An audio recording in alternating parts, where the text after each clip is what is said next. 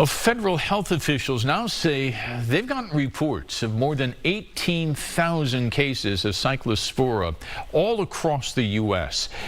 This is that severe stomach sickness that you've probably heard about that's been linked to contaminated produce, including lettuce. So joining us from Chicago now is Pete Cuddihy. He's been looking into the latest numbers for us from the CDC.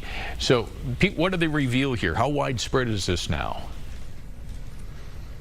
Well, Tim, it's popped up in 45 states across the country, including Minnesota, and it's something you definitely don't want to get. For some, it's causing days or even weeks of stomach troubles. This includes reports of watery and frequent diarrhea. Trust me, I don't want to bring it up. That's just what it does. Earlier this summer, the federal government linked an outbreak to Taylor Farms shredded lettuce. Now, this is in grocery stores. They also supply to Taco Bell. They did recall this product, but the CDC says they're still investigating multiple separate outbreaks. Michigan has been the hardest hit state, with the Department of Health and Human Services saying more than 9,500 people have gotten sick from the parasite. As of right now, the only states not reporting any cases of the infection are Maine, South Carolina, Montana, New Mexico, and Hawaii. The CDC and FDA are continuing to investigate where the outbreaks are coming from, and doctors say the parasite may be spreading through a variety of fresh produce. Right now, our best guess is still shredded iceberg lettuce. We think it's fruits and vegetables that are more tricky to clean. Of the more than 18,000 reported cases, just over 6,700 have been lab confirmed. The CDC says it can take up to 6 weeks to confirm a case, so those numbers could continue to rise.